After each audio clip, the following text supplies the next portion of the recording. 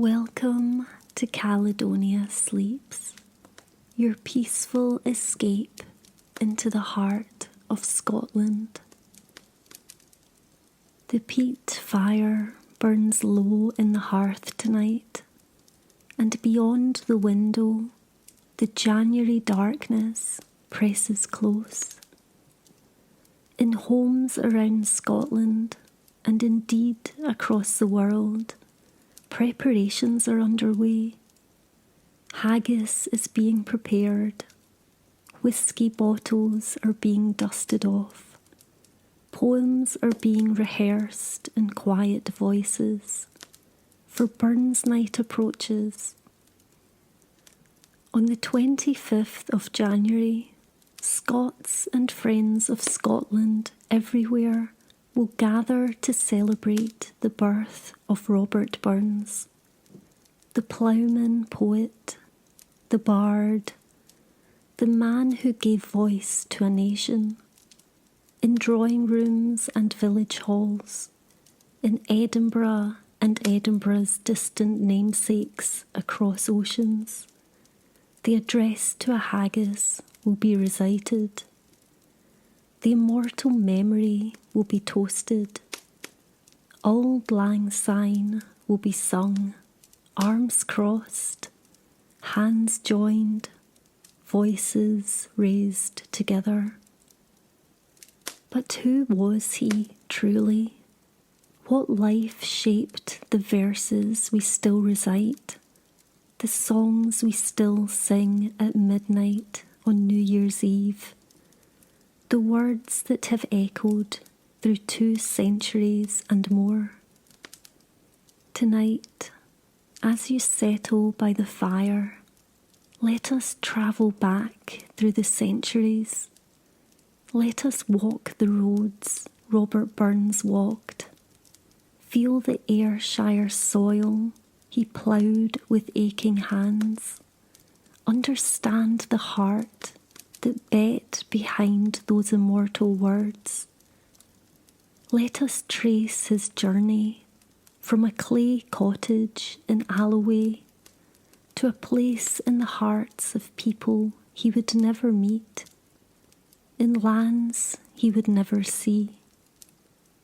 This is not simply a story of a man who died young. It is a story of words that refused to die with him.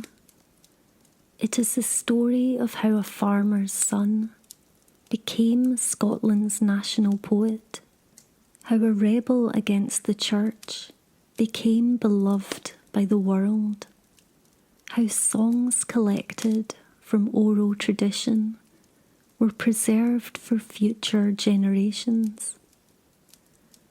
So let the fire settle. Let the world outside fade, and let us begin. On the 25th of January, 1759, Robert Burns came into the world. The cottage in Alloway, a village near Ayr on Scotland's western coast, had been built by the child's father, William Burns, with his own hands just 2 years before. Clay and stone and thatch, modest but sound. It stood, as it still stands today, a long, low building, with room enough for a family and for the animals they needed to survive. In the kitchen, in a box bed built into an alcove in the wall, Agnes Brown Burns gave birth to her first child. The room would have been lit by firelight and candles. Outside, January's cold pressed against the walls. Inside, new life stirred and cried. William Burns had come south from Kincardineshire in the northeast, hoping to make a better life. He had worked as a gardener for the Provost of Ayr, before taking up tenant farming. He was a man of fierce determination and quiet pride, determined that his children would have more than he had, not in wealth, perhaps, but in learning, in dignity, in the ability to think for themselves. Agnes, Robert's mother, came from farming stock herself. She knew the old songs, the ballads and folk tales that had been passed down through generations. While she worked, and she worked ceaselessly, for a farmer's wife had no rest, she sang songs of love and loss, of heroes and ghosts, of the land and the people who tilled it. Young Robert, lying in his cradle or toddling at her feet, absorbed these melodies, these stories, these rhythms that would later pour out of him in verse. The family shared their cottage with farm animals. A byre and barn were built into the same structure, separated by thin walls. On cold nights, you could hear the cattle shifting, their warm breath steaming in the darkness. The smell of animals, of peat smoke, of oatcakes baking on the griddle. These were the smells of Robert Burns's childhood. When Robert was 7, the family moved to Mount Oliphant, a farm high on a hillside 2 miles from Alloway. It was poor land, sour and difficult. The rent was steep. William Burns worked himself to exhaustion, trying to make it pay. And young Robert, along with his brother Gilbert, born a year after him, worked too. By the age of 15, Robert was the principal labourer at Mount Oliphant, doing a full day's work in the fields.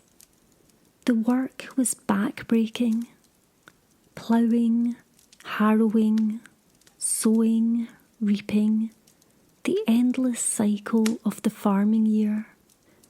He would later describe it in stark terms: the cheerless gloom of a hermit, with the unceasing moil of a galley slave.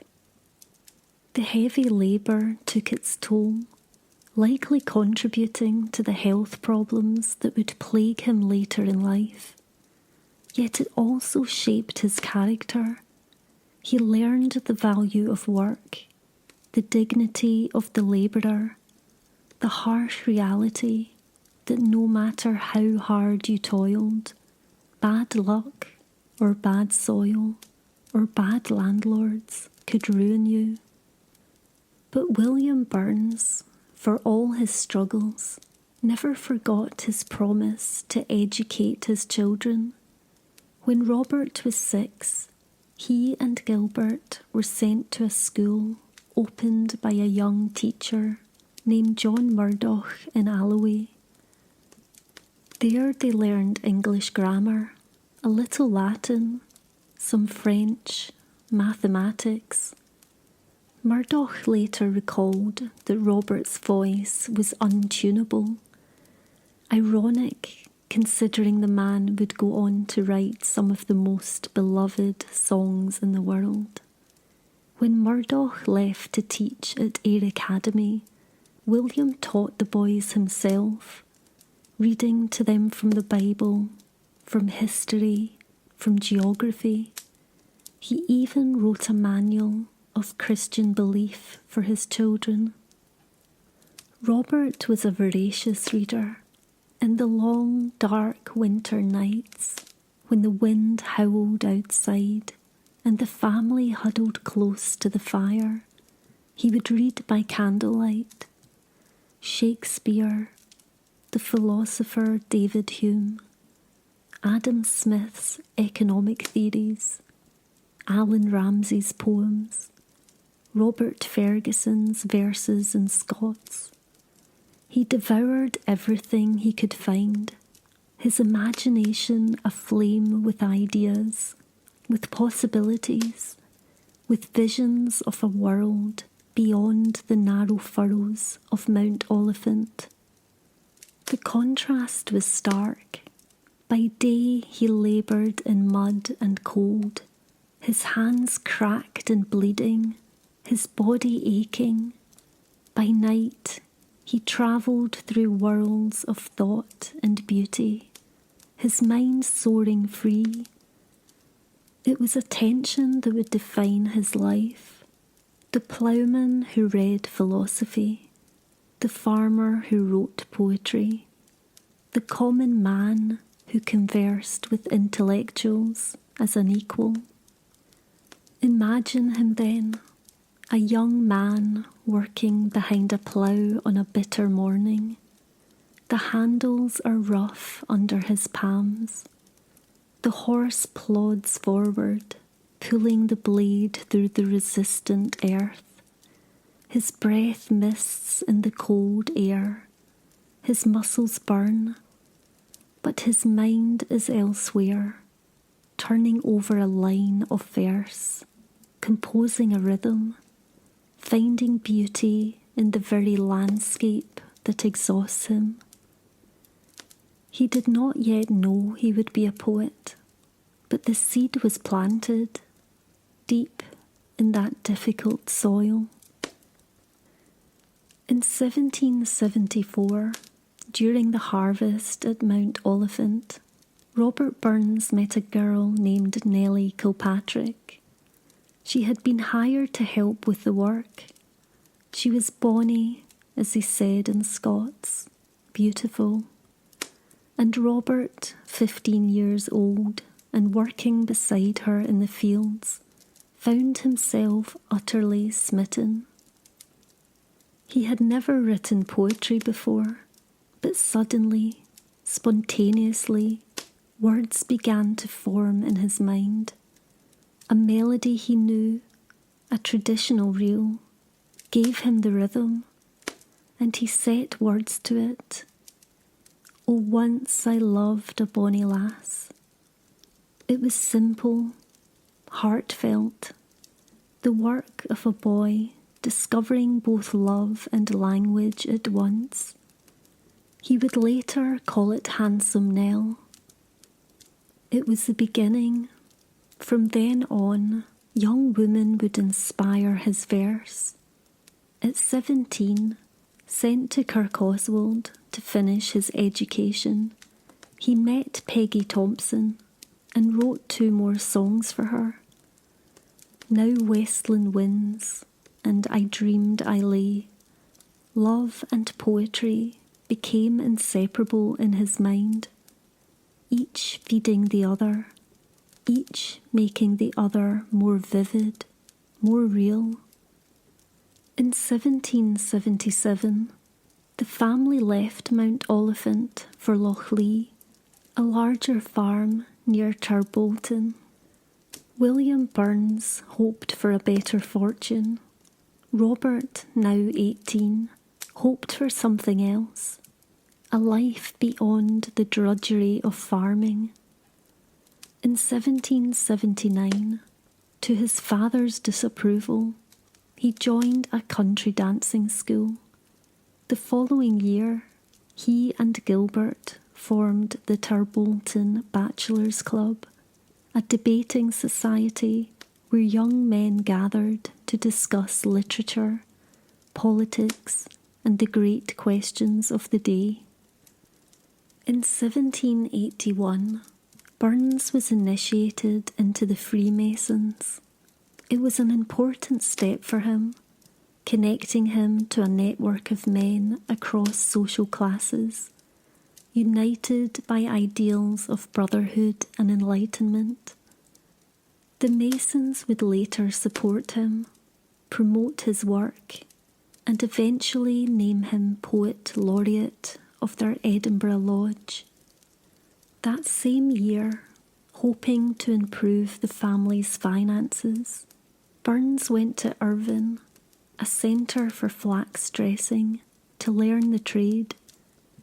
He worked there for 9 months in a heckling shop, breathing in the dust, learning a skill that would, he hoped, bring in extra money.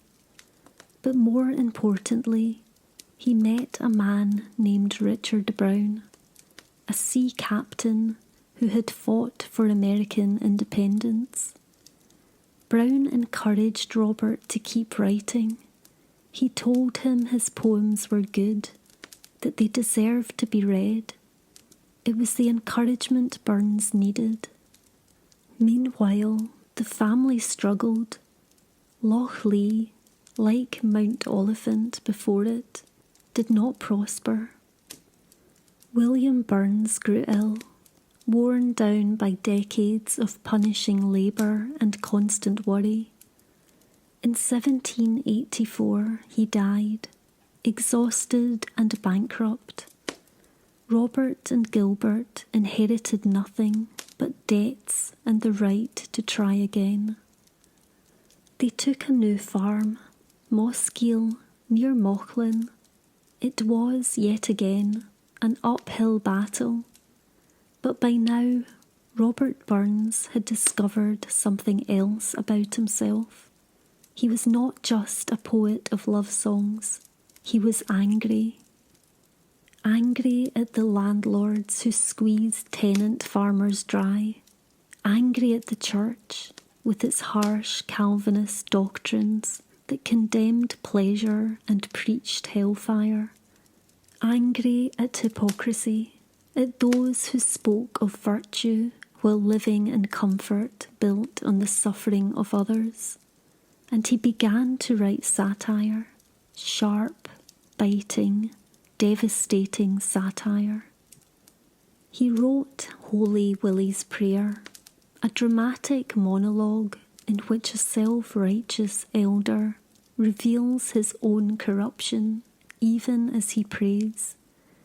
He wrote The Holy Fair, a comic description of a Scottish religious camp, meeting where piety and drunkenness exist side by side.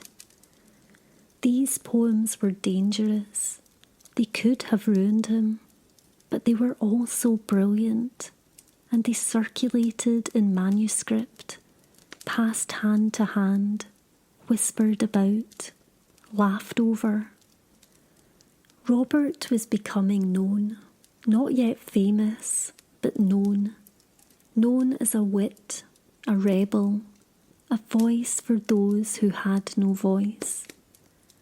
And then, in 1785, his personal life became complicated in a way that would define the rest of his days.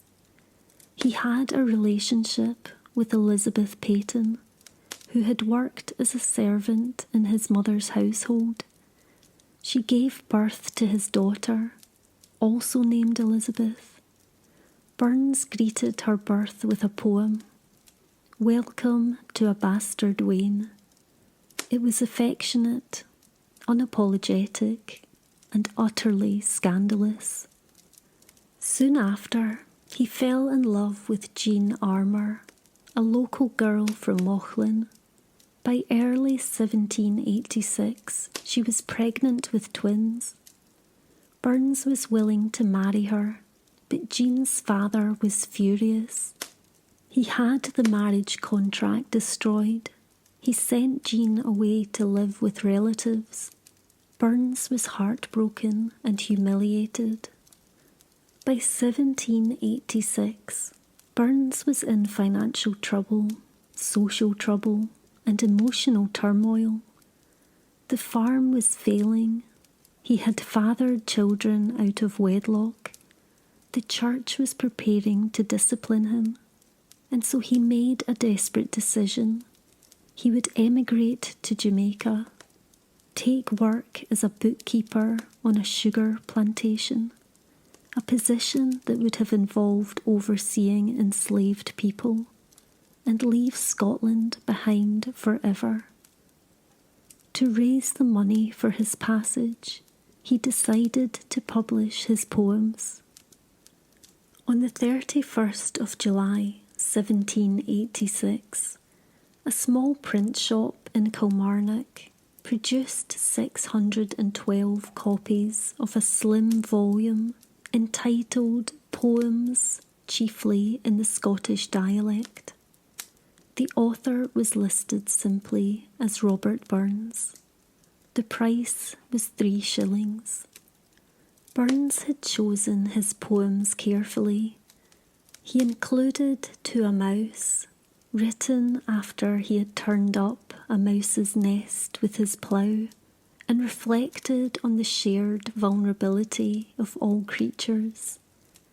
He included To a Louse, a wickedly funny poem written after seeing a louse crawling on a fine lady's bonnet in church. He included The Twa Dogs, a conversation between a gentleman's dog and a ploughman's dog about their masters' lives. He included The Cotter's Saturday Night, a tender portrait of a poor family's evening devotions. The poems were written in Scots, the language of ordinary people, the language of his mother and his neighbours. In an age where refined society looked down on Scots as a peasant dialect, Burns wrote in it with pride and power. He made it beautiful. He made it sing. In his preface, Burns played a part. He presented himself as an unschooled ploughman, a heaven-taught natural poet. It was partly true and partly performance.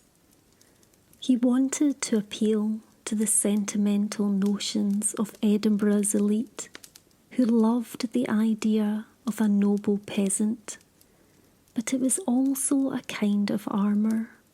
If he presented himself as simple, they might forgive him for being radical. The book was an immediate success. In Ayrshire, in Glasgow, in Edinburgh, people talked about it. Simple country folk recognised their own lives in his words. Sophisticated critics marvelled at the wit and skill. Within weeks, Robert Burns was famous. One person who heard about the book was Dr. Thomas Blacklock, a blind poet and critic in Edinburgh. He wrote to Burns, urging him to come to the capital and publish a larger edition. The literary elite of Edinburgh, Blacklock assured him, would welcome him. Burns hesitated. He had booked passage to Jamaica. He was ready to leave. But now, suddenly, there was another possibility. A chance not just to escape, but to succeed. A chance to be recognised, not as a failed farmer, but as a poet. On the 27th of November, 1786, Robert Burns borrowed a pony and set out for Edinburgh. He had no idea that he would never leave Scotland.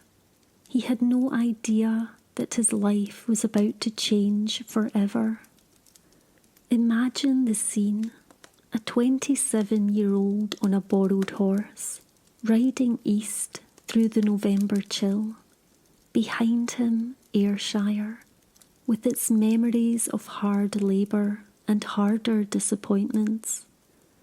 Ahead of him, Edinburgh, the Athens of the North, the city of enlightenment and possibility.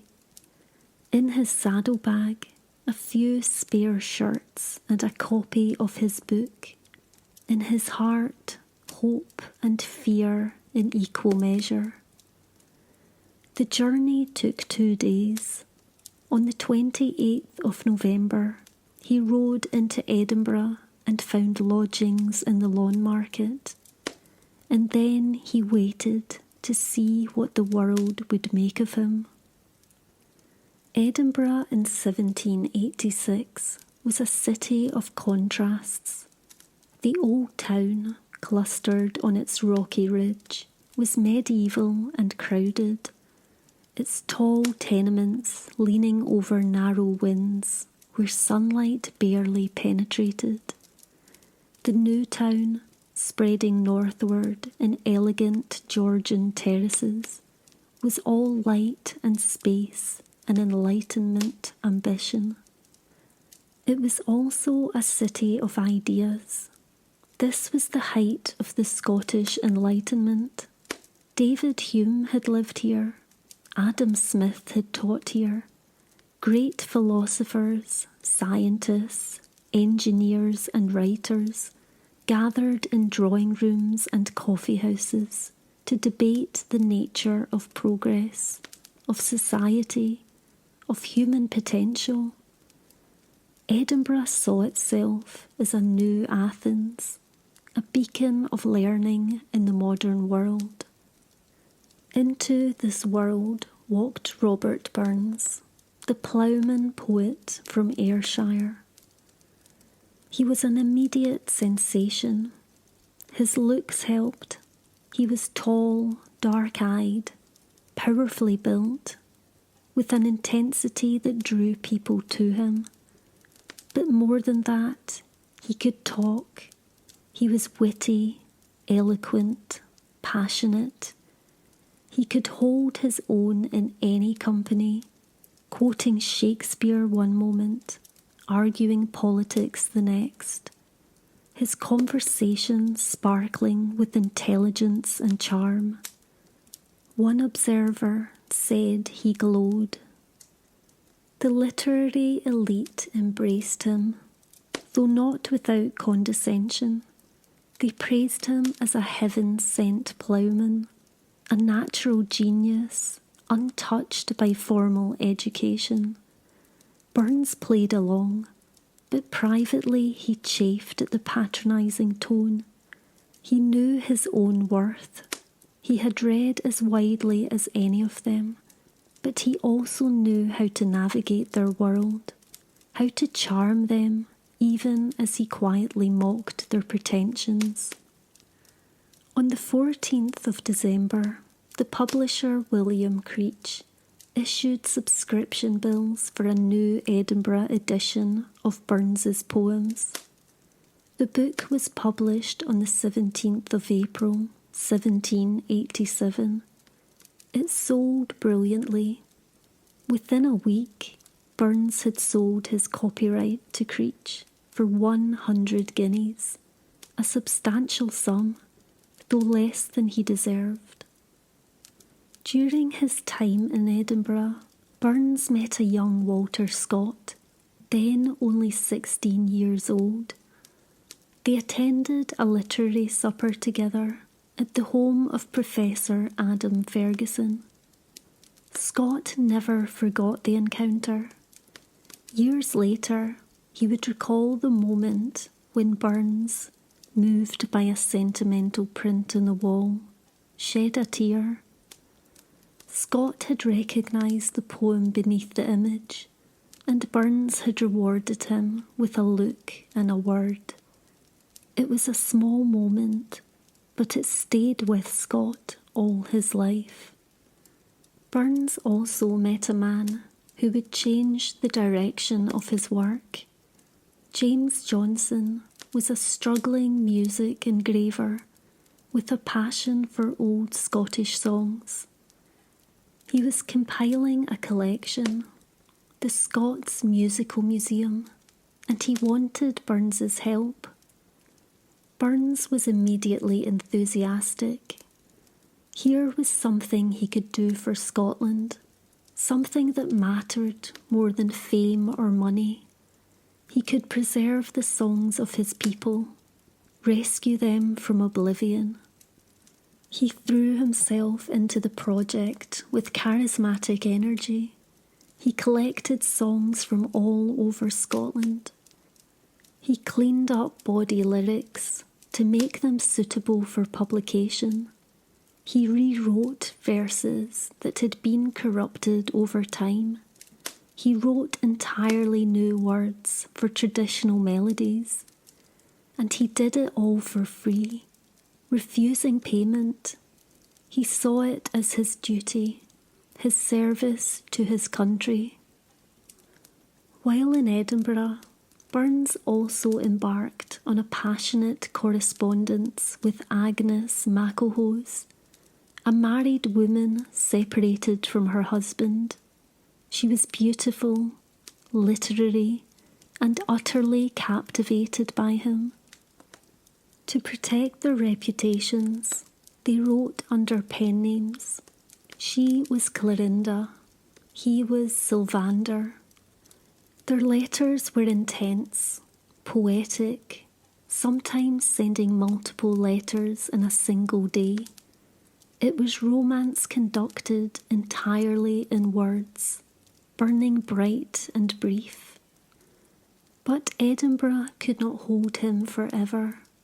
Burns made several tours of Scotland during this period, travelling through the Highlands and the borders, seeing the landscapes he had only read about, absorbing the history and traditions of his country.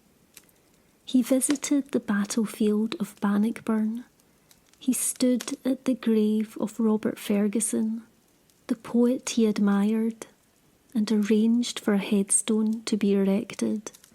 In February 1788, Burns left Edinburgh for the last time as a resident. He had enjoyed the adulation, the intellectual stimulation, the sense of being recognised, but he had also grown weary of the performance, of being the charming peasant for the entertainment of the elite. He needed to earn a living, he needed to settle down, and deep down he needed to return to the land.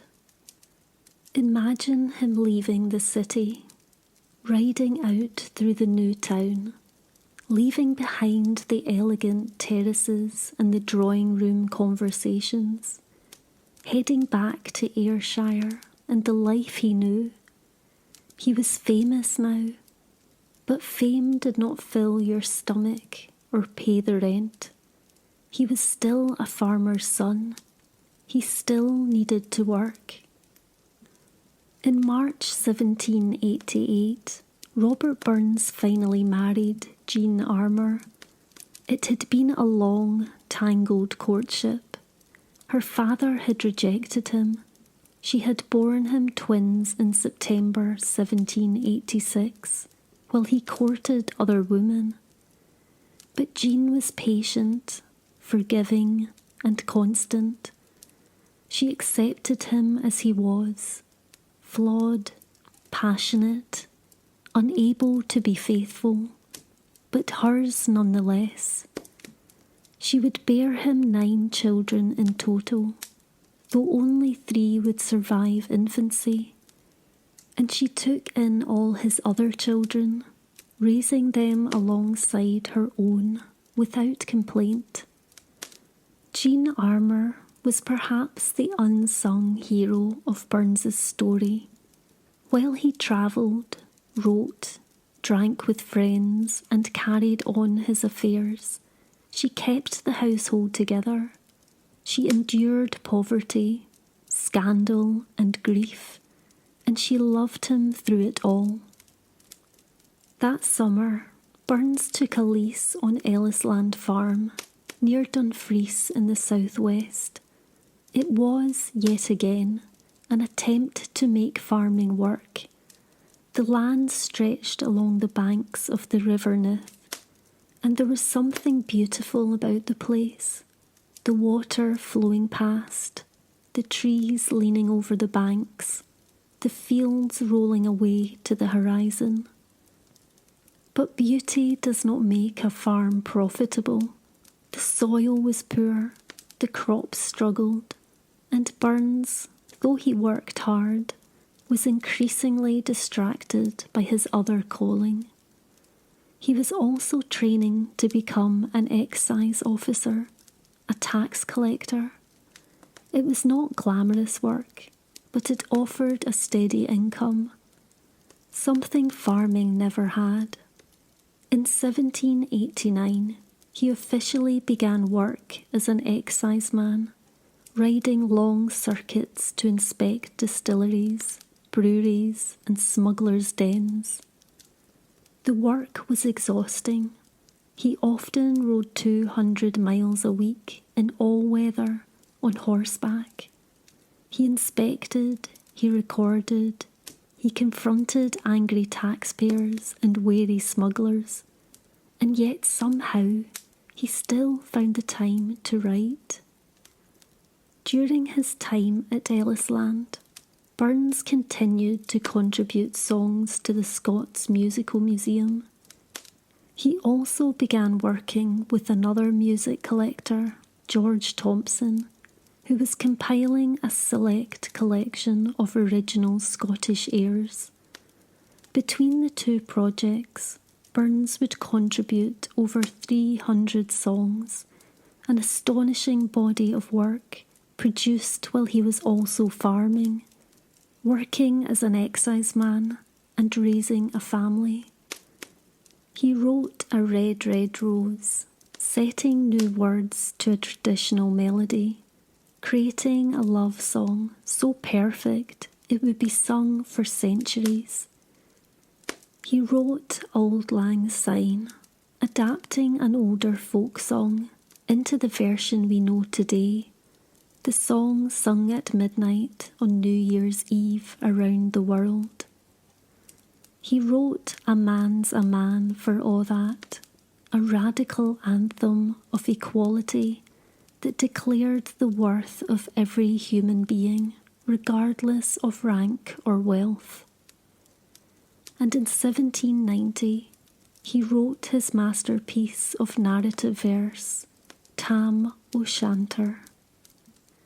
The poem tells the story of a farmer, Tam, who stays too long at the pub and rides home drunk on a stormy night.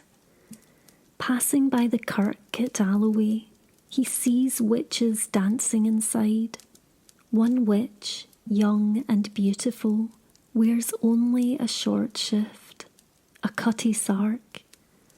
Tam, in his drunken enthusiasm, shouts out in admiration. The witches chase him. He gallops for his life, his mare Meg carrying him toward the Brigadoon. Witches cannot cross running water, but Cutty Sark nearly catches him, grabbing Meg's tail just as they reach safety. The tail comes off, but Tam escapes. The poem is comic, thrilling, perfectly paced, written in racing octosyllabic couplets that sweep the reader along. It became instantly popular and remains one of Burns's most beloved works. It also showed a side of his genius that had not been fully revealed before, his ability to tell a story, to blend folklore with humour and suspense, to make the supernatural vivid and immediate. But even as he wrote, even as he rode his excise rounds and tended his farm, the years of heavy labour were taking their toll. The physical strain he had endured since boyhood, combined with the stress of financial insecurity, would have weakened even a strong constitution. In 1791, Burns gave up farming for good. He moved his family to Dumfries and became a full-time exciseman. It was an admission of defeat in a way. He had tried 3 times to make farming work. 3 times it had failed, but it was also a relief. At least now he would have a steady income, however modest. The last 5 years of Robert Burns's life were spent in Dumfries, a market town on the River Nith. He rented a house on a narrow street, The house still stands today, preserved as a museum. It was modest but comfortable enough. Jean managed the household. The children played in the streets. Burns rode out each day on his excise duties and came home to write by candlelight in the evening. He continued his dedicated work on Scottish songs. He wrote, rewrote, collected, preserved. He saw it as his mission, his gift to Scotland.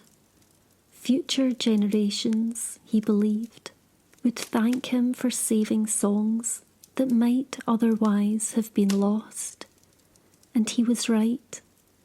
The songs he collected and created form an essential part of Scotland's cultural heritage. But these were difficult years in other ways. France had erupted in revolution in 1789, and Burns, always sympathetic to the oppressed, expressed support for the revolutionaries' ideals of liberty and equality.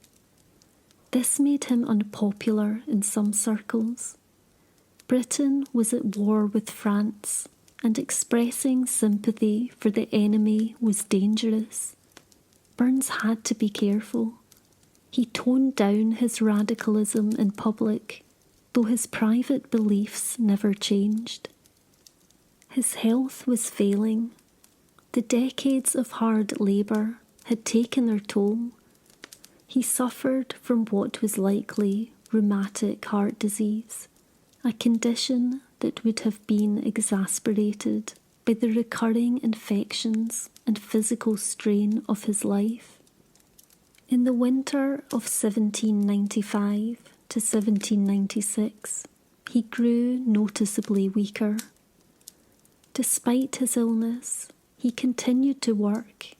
He rode his excise rounds in all weather, fulfilling his duties even when it exhausted him. He wrote letters to friends, full of wit and warmth. He played with his children. He sat by the fire with Jean, talking over the day. In the spring of 1796, his health worsened dramatically. He tried a remedy recommended by his doctor, sea bathing in the cold waters of the Alloway Firth. It was meant to strengthen him, but it seems to have done the opposite, weakening him further. By summer he was gravely ill. He was also shamefully in debt. Despite his fame, despite the success of his books, Burns had never had much money. His excise salary was modest. His work on the song collections brought in nothing. He had always refused payment. Now, as he lay dying, he worried about leaving Jean and the children destitute. He borrowed money from friends. He asked his patron, George Thompson, for help. On the 21st of July, 1796, Robert Burns died in his home in Dumfries. He was 37 years old. The most commonly cited cause of death is rheumatic heart disease, though the exact medical details remain uncertain given the diagnostic limitations of the time. 4 days later, on the 25th of July, his funeral took place. As a member of the Royal Dumfries Volunteers, he was buried with military honours. Thousands of people lined the streets of Dumfries to honour him.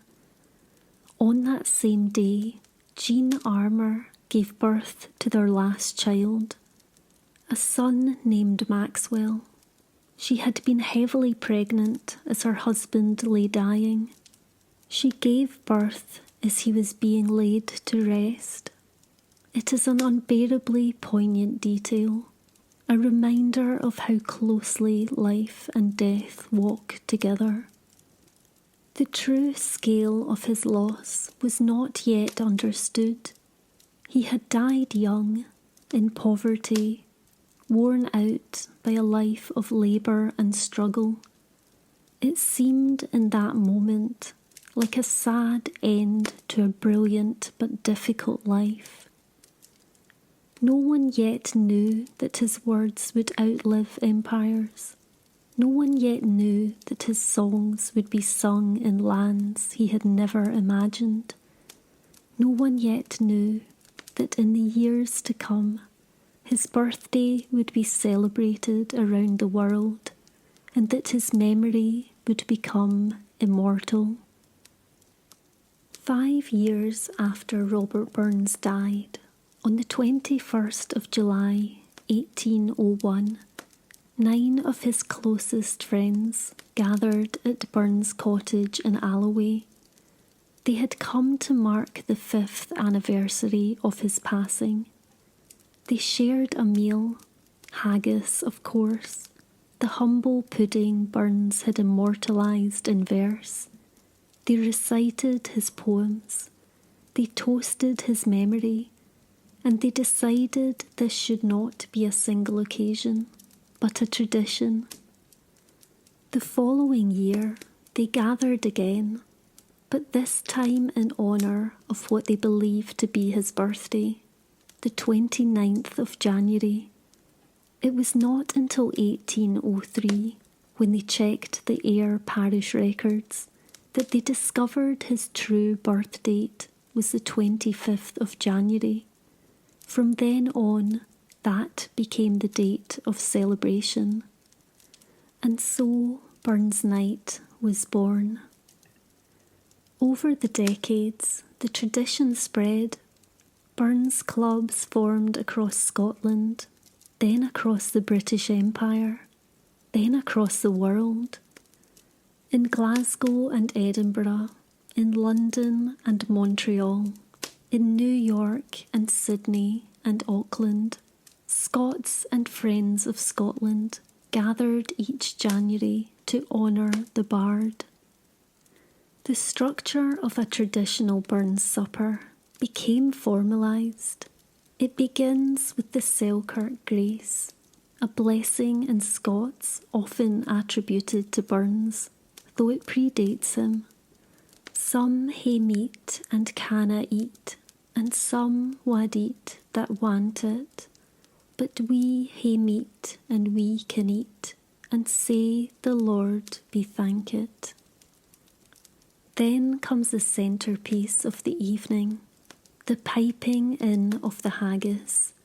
A bagpiper leads the cook, who carries the haggis on a silver platter. The guests all stand and applaud. Someone, often the host, recites the address to a haggis, Burns's comic tribute to the great chieftain o' the puddin' race. At the appropriate line, a knife is plunged into the haggis, splitting it open, and whisky is poured. The haggis is toasted, and the meal begins. The haggis is served with neeps and tatties, mashed turnip and potato. Dessert is often cranachan, a traditional mixture of cream, oats, raspberries and whisky. Whisky flows freely throughout the evening, toasts are made and spirits are high. After the meal comes the immortal memory, the main speech of the evening. A guest stands and offers a tribute to Burns, his life, his work, his legacy. It is both celebration and reflection, honouring the man while acknowledging his flaws, praising his genius while remembering his humanity. Then comes the toast to the lassies, a humorous speech about women, traditionally given by a man. It is followed by the reply from the lassies, equally humorous and often sharper, given by a woman. Both are meant in good fun, though they reflect Burns's own complicated relationship with women, his passion, his infidelity, his genuine affection. Throughout the evening, poems are recited and songs are sung. Tam O Shanter is a favourite. A red, red rose is sung with feeling. A man's a man for all that reminds everyone of Burns's egalitarian vision. And at the end of the evening, everyone stands, arms are crossed, hands are joined, and together they sing Auld Lang Syne, that song Burns adapted from fragments of older verses, the song that has become the anthem of friendship and memory the world over. Should old acquaintance be forgot and never brought to mind? Should old acquaintance be forgot and Auld Lang Syne? Burns Night has become more than a celebration of one man. It is a celebration of Scottish identity, of the values Burns championed: equality, friendship, the dignity of labour, the beauty of ordinary life. It is, in some ways, Scotland's second national day, more widely observed than St Andrew's Day in November, and it is global. In America, in Canada, in Australia, in New Zealand, wherever Scots have settled, Burns Night is celebrated. People who have never set foot in Scotland know his songs. Children learn his poems in school. Statues of him stand in cities he never saw. In 2009, a television poll asked Scotland to choose the greatest Scot of all time. Robert Burns won, narrowly beating William Wallace, the warrior hero. It was a remarkable verdict. Wallace had fought for Scotland's freedom with a sword. Burns had fought for it with words, and words in the end proved more enduring. The fire in the hearth has burned down to embers. The candle flickers low. Outside, the January night is deep and cold, but inside there is warmth and memory and a sense of connection stretching back through time. We have travelled tonight with Robert Burns, from the clay cottage where he was born to the house in Dumfries where he died. We have walked with him through fields of stubborn soil, through Edinburgh drawing rooms, along the banks of the River Nith. We have seen him as a boy reading by candlelight, as a young man falling in love, as a poet finding his voice, as a man worn down by work and worry. He was not perfect. He fathered children out of wedlock. He drank with friends when he should have been home. He could be reckless with money, with love, with his own health, but he was also passionate, generous, fiercely intelligent, and utterly committed to his vision of a better world. He wrote in Scots at a time when it was looked down upon, and he made it beautiful. He wrote about ordinary people, ploughmen and crofters, mice and lice, lovers and drunkards, and he gave them dignity and voice. He championed equality in an age of rigid hierarchy. He celebrated friendship, love, and the simple pleasures of life, even as his own life was marked by hardship. Most remarkably, he spent his final years collecting and preserving the songs of his people, refusing payment because he saw it as service to Scotland. He knew those songs would outlive him. He knew they mattered, and he was right. As Burns Night approaches and preparations are made in homes and halls across the world, it is worth remembering why we still honour him. Not because he was flawless, but because he was human. Not because he rose above his origins, but because he never forgot them. Not because he escaped the limitations of his time, but because he imagined a better future and wrote it into being. His words have become part of the fabric of the world. When we sing Auld Lang Syne at midnight on New Year's Eve, when we speak of the best laid schemes of mice and men, when we affirm that man's a man for all that, we are speaking his language, carrying forward his vision. And on the 25th of January, in village halls and city hotels, in living rooms and pubs, people will gather as Burns's friends gathered 2 centuries ago. They will share a meal, they will recite his verses, they will toast the immortal memory, and they will sing his songs, keeping alive a tradition that connects us all to Scotland, to each other, and to the enduring power of words. So rest now by the fire, let the embers glow, let the night deepen, and know that somewhere, in some corner of the world, someone is reading Burns's words for the first time. Someone is learning Auld Lang Syne.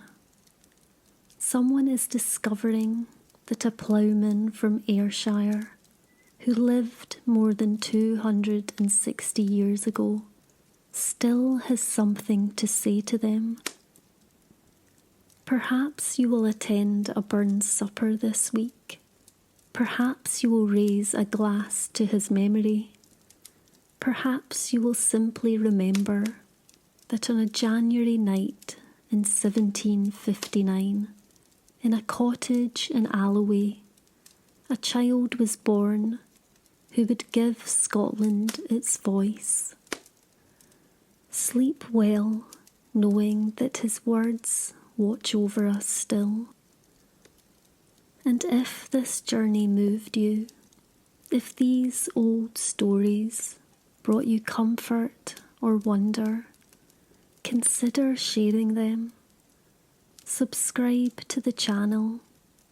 Let others know about the tales that connect us to Scotland's past and to each other.